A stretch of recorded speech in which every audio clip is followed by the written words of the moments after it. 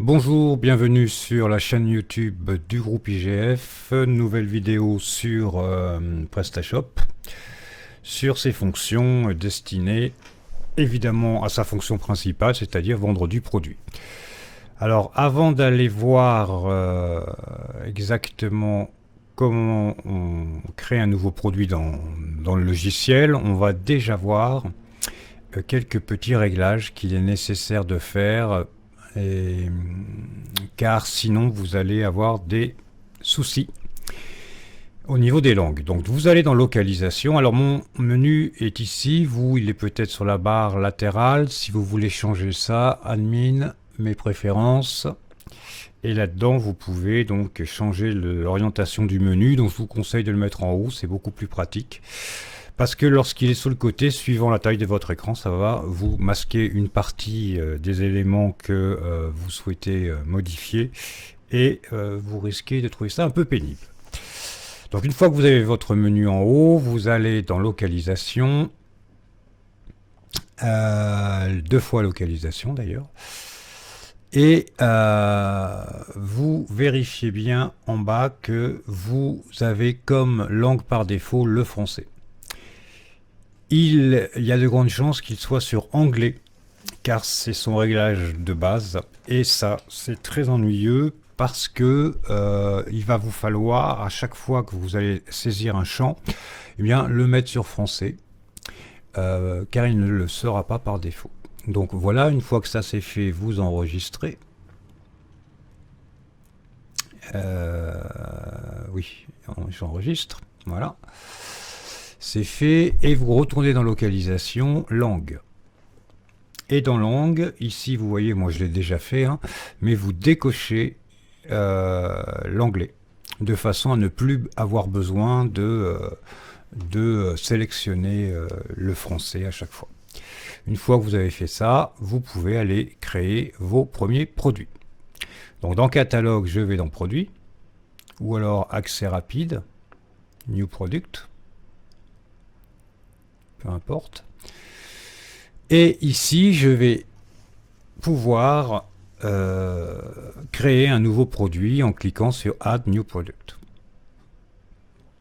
Voilà, alors là, vous voyez que c'est français.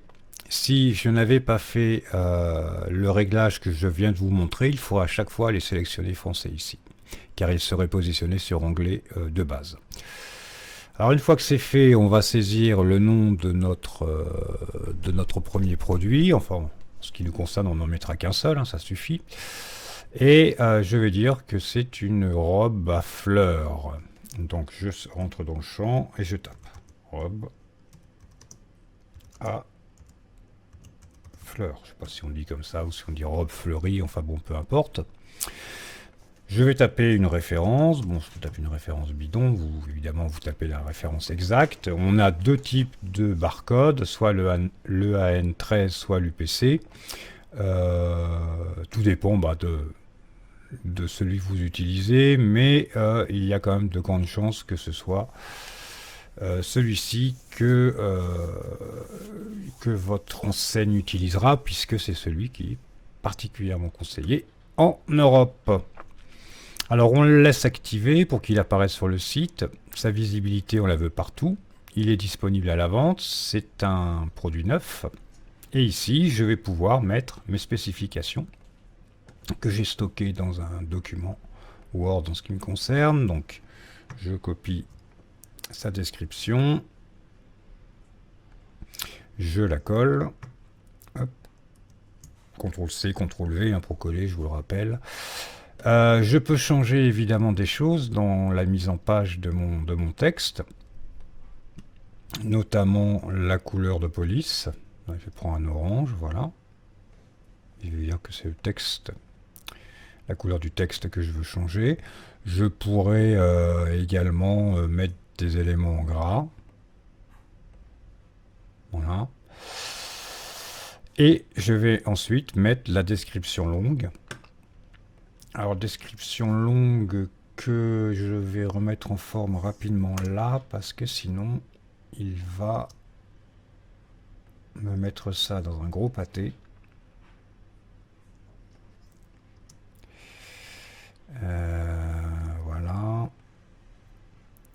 Faites attention parce que sinon après c'est un peu compliqué dans le logiciel pour le remettre, on voit pas trop bien ce qu'on fait.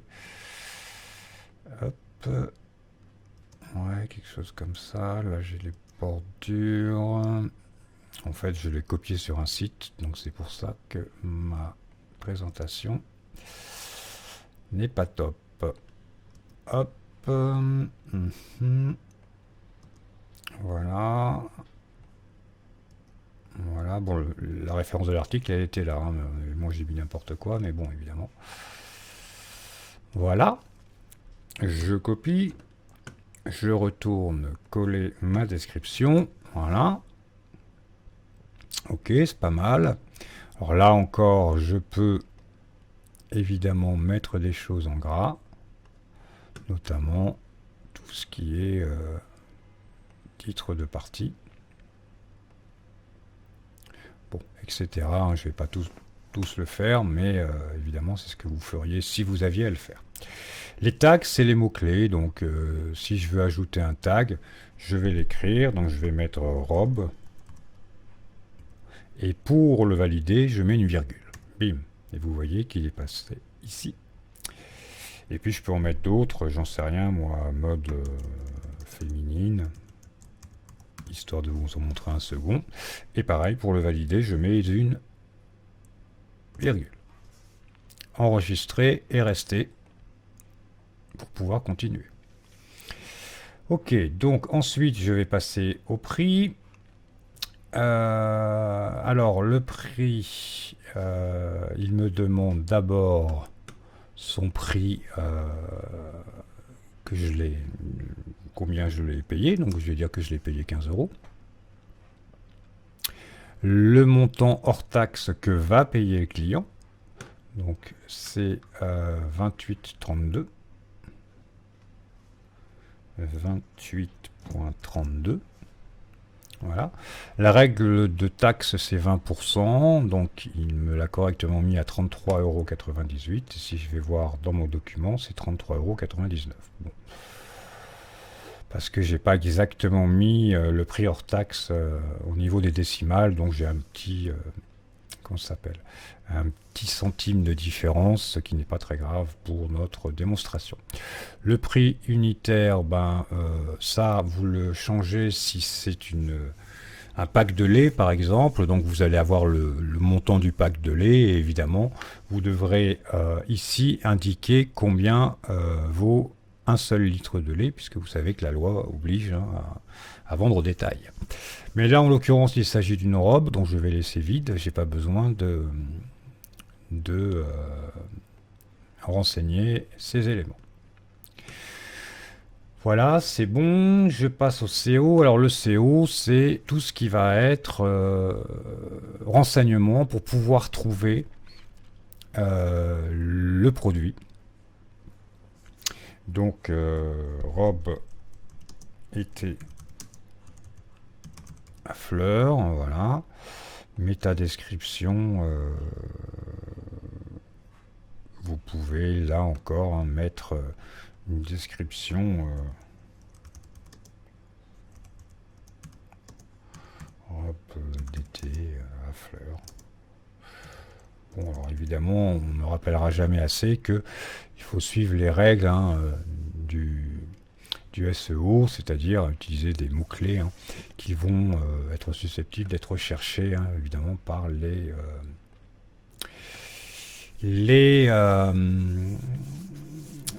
internautes. Alors ici, je vais lui indiquer dans quelle catégorie je veux que se trouve ma robe. C'est robe d'été. D'accord? Femme. Robe d'été. Et je le mets dans robe d'été. Accessoires, je peux lui indiquer des accessoires que je vends qui vont bien aller avec cette robe, de façon à comment dirais-je, pousser mes acheteurs à acheter plus. Et puis là, je vais mettre que c'est un fabricant de mode. Je pourrais aller créer une nouvelle marque si je souhaitais associer ce produit à une marque. Je ne vais pas le faire, mais vous pourriez parfaitement le faire.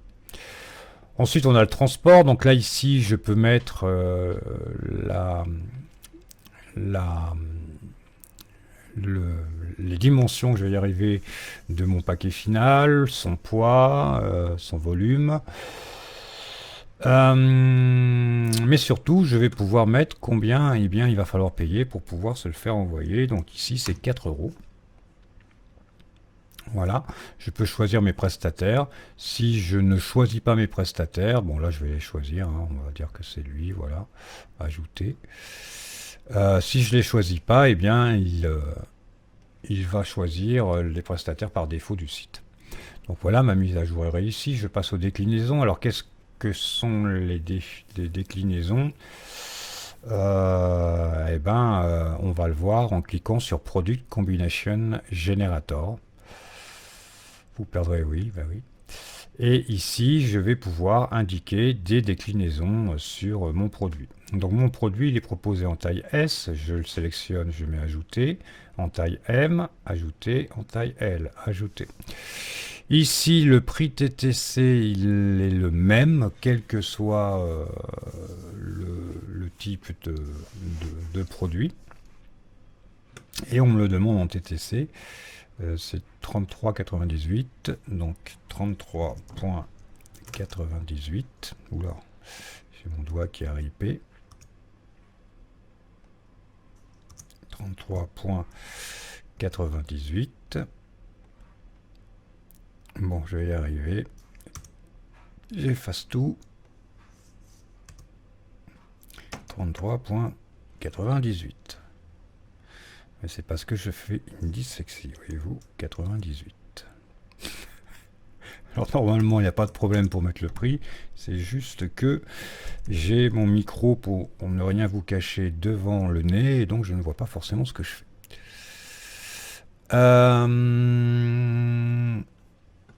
Alors ici, voilà, il s'est remis à jour parce que ici 33,98, voilà, et ici 33,98, il n'y a pas de différence en fonction de la taille. Alors on va dire que j'ai du gris, j'ai du beige, voilà, et puis du rouge. C'était pas ça que j'avais prévu au départ, mais et pareil, 33,98, ça ne change pas le prix de mon article. 18, voilà, tic tic tic, quantité par défaut, tout ça on s'en fiche, générer ces combinaisons.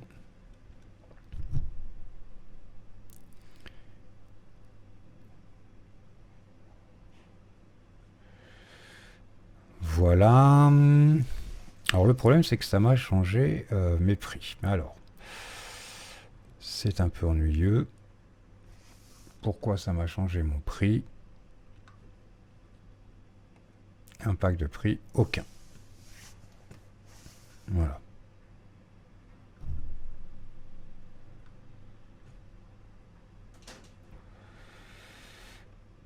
Il va falloir, évidemment, tous se les taper.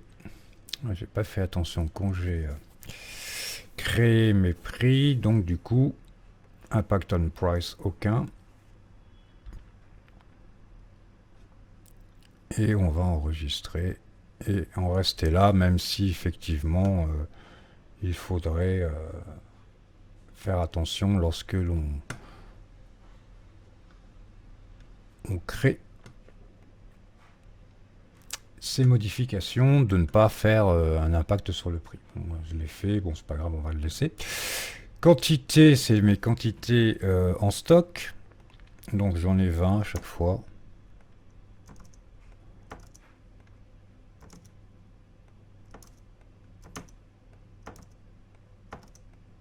Voilà. Alors, quand c'est en rupture de stock, il est par défaut sur refuser les commandes. je pourrais décider d'accepter les commandes, c'est-à-dire que si je n'ai pas le stock, eh bien je commande à mon fournisseur en urgence pour coûte que coûte euh, fournir le produit à mon client. J'enregistre et je reste. Voilà.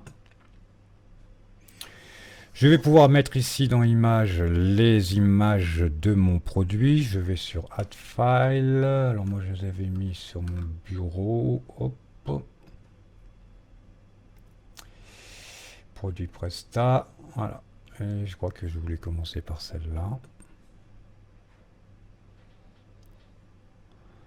Et je vais uploader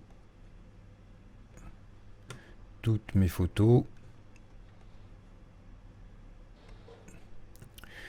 Donc j'ai là 1, 2, 5, 3 et 4. Je me demande si on peut pas toutes, en les sélectionnant toutes, les télécharger d'un coup. Mais bon, c'est pas grave. Voilà, il est en train de télécharger mes photos. Et je pense que c'est fait. Voilà, les photos apparaissent ici. Vous voyez toutes les déclinaisons de la robe que j'ai mise en vente. Caractéristiques ici, ça va être les caractéristiques de ma robe, sa hauteur, sa largeur. Alors est-ce que j'ai ça dans le truc? Je suis pas sûr. Longueur environ 94 cm. On va pas mettre grand chose là-dedans. Si vous avez évidemment les renseignements, vous les mettez. Hauteur, largeur, profondeur, hauteur, on va mettre 96. 96. Voilà. Ici, vous mettez tout ce que vous souhaitez. Enregistrer et rester, c'est bon, c'est fait. Personnalisation. C'est pour les champs. Ça, je pense qu'on peut passer. La taille des polices, plus haute peut-être. Document joint, c'est si vous avez un mode d'emploi. Bon là, pour une robe, on va dire qu'on n'en a pas. Hein, mais vous pourriez ajouter un document en allant chercher en add file le document sur votre ordinateur et puis rajouter un mode d'emploi par exemple. Les fournisseurs, c'est le nom du fournisseur par défaut, donc on va dire voilà fashion machin. Hop, si il n'existe pas, je le crée. Bon là, je vais dire que c'est lui par simplification. Enregistrer et rester. Et voilà, j'ai fini toute ma partie, même si tout n'a pas été parfait, ma partie produit. Alors on peut aller voir sur le site en cliquant sur l'onglet My Shop. Et vous voyez que j'ai robe d'été ici. Alors est-ce que ma robe apparaît? Oui, elle est ici, robe à fleurs. Donc elle est passée à 101,94 €. Hein. Donc c'est dans mes déclinaisons que j'ai fait une erreur et donc j'irai la modifier pour évidemment ne pas le laisser. Donc tout l'intérêt en fait, même dans la vraie vie, de ne pas modifier le site en direct, mais de préférence être en local, de façon à, si on fait des erreurs, évidemment pouvoir les corriger avant de mettre en ligne le produit. Bonjour, petit additif sur la vidéo précédente PrestaShop. Donc nous avions un peu merdouillé, si on peut dire, sur les prix en raison des déclinaisons du produit. Donc je retourne dans l'édition de mon produit robe à fleurs, je vais dans déclinaison Et en fait, ce que je n'avais pas fait, c'est qu'à chaque fois que je modifie une déclinaison, donc là vous voyez les premières ont été modifiées, donc l'impact sur le prix de 0, c'est ce que je veux, puisque souvenez-vous que ma robe avait subi une augmentation en fonction de sa déclinaison, ce qui n'est pas le cas dans la réalité. Donc je descends, effectivement j'enlève augmentation, je mets aucun, comme j'ai fait tout à l'heure, sauf que, dans la vidéo précédente, sauf que à chaque fois je dois cliquer sur enregistrer et rester. Et à ce moment-là, vous voyez que l'impact passe à 0. Donc dès que je modifie une déclinaison, quoi que je fasse d'ailleurs, je dois enregistrer et rester pour valider en fait ma modification, ce que je n'avais pas fait tout à l'heure. C'est pour ça qu'on l'avait toujours en fait. Donc je finis, hop, il m'en reste encore 2, hop, je modifie, je descends, l'impact sur l'augmentation du prix est nul, je valide et je passe à mon dernier produit, enfin non, déclinaison plus exactement, et je lui mets une augmentation nulle et je valide. Voilà. On va aller voir sur le site si ça a changé quelque chose. Hop. Et vous voyez que ma robe à fleurs est bien passée à 3,98 €. J'ai bien toutes mes photos.